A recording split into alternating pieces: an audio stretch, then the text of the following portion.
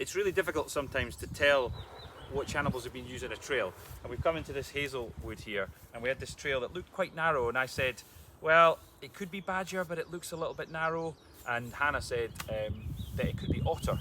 And so we were having a bit of a competition about it, and we followed it, as you should always do with trails, because often when you follow a trail, that's when you get the information that helps you corroborate your evidence. And we came to a really interesting place here, where we've got a really large dig site.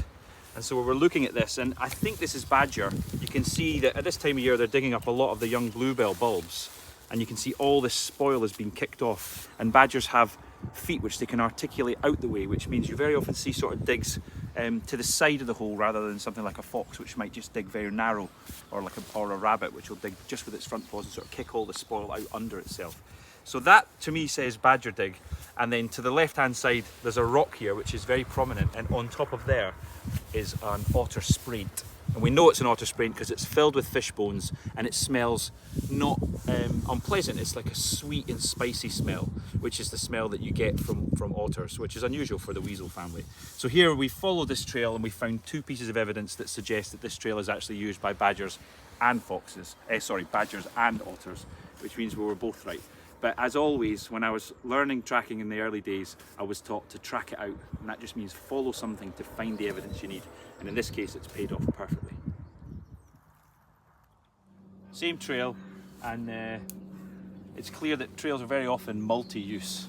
And so we've had otter, we've had badger, and then we followed it another 100 metres, and we found a lovely roe deer print, which proves that this trail has been used by at least 3 species. And here you can see very clean imprint here of a roe deer, pointy top, nice heart shape to the overall track, and no toe pads on a roe deer, so we don't see much distinction between the toe and the nail, and it's just very, very clear there. There could be sheep in here, which, because we're surrounded by sheep fields and they're well fenced, but we've already found sheep tracks in here, and they very often get out of their fields and into woodlands.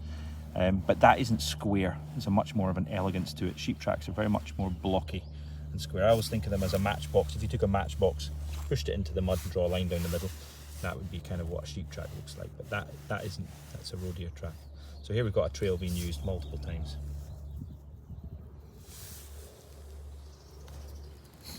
Really difficult track to see here, but on this trail here that we're following, we've got a track with a toe, and another toe in here, and you can see that they're almost in a bit of a line.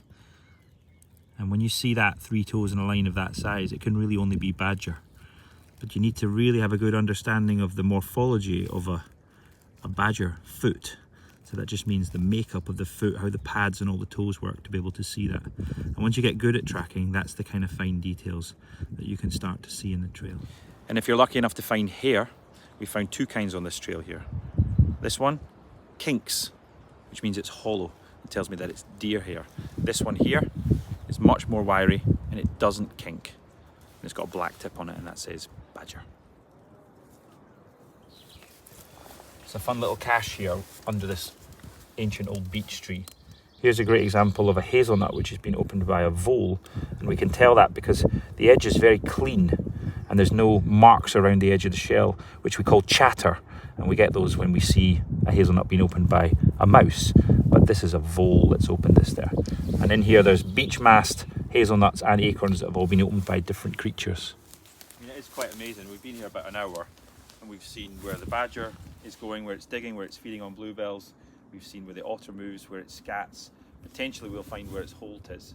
We've seen feeding sign from mice and voles and all the other stuff. And so that's the brilliance of tracking, isn't it? It's like you get to understand the landscape in a completely different way.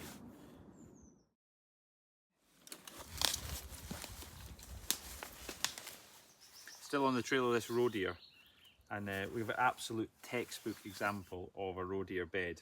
The roe deer typically scrape the ground before they bed down, which they've done in this case, and you can see all this debris, all this old leaves and fresh green material has all been scraped off to that side as they've raked the ground. And then you can see even the shape. We've got this really nice curvature to the back where the back was, and you can even see depressions where the front feet, they get tucked under themselves and they often leave marks. So we actually know that this deer was facing off to the direction behind me. And then in here there's also tons of hair, showing that it's been shed into the hole. And then right in the middle there's a brilliant roe deer track, perfect one right in the mud. So we got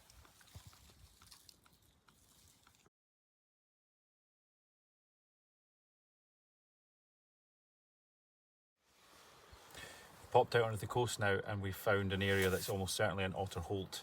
There's a series of holes just behind that big rock, and there's just loads of action. And here you can see how well worn this trail is. The ground's been completely flattened. There's a lovely little freshwater pool here, and otters will often use these freshwater pools as rinse pools to rinse the salt water off when they come out of the water. And on top of here is a massive mound of scat, which is a regularly used place. And you can see all the staining and discoloration from the scat, and in there is fish bones and lots of signs of crabs in particular. And the whole place just smells of otter. You literally get a whiff of it, which is this sort of spicy, sweety kind of smell. It's a really nice place, and this place is really remote. I think the otters have got the free run of the whole place.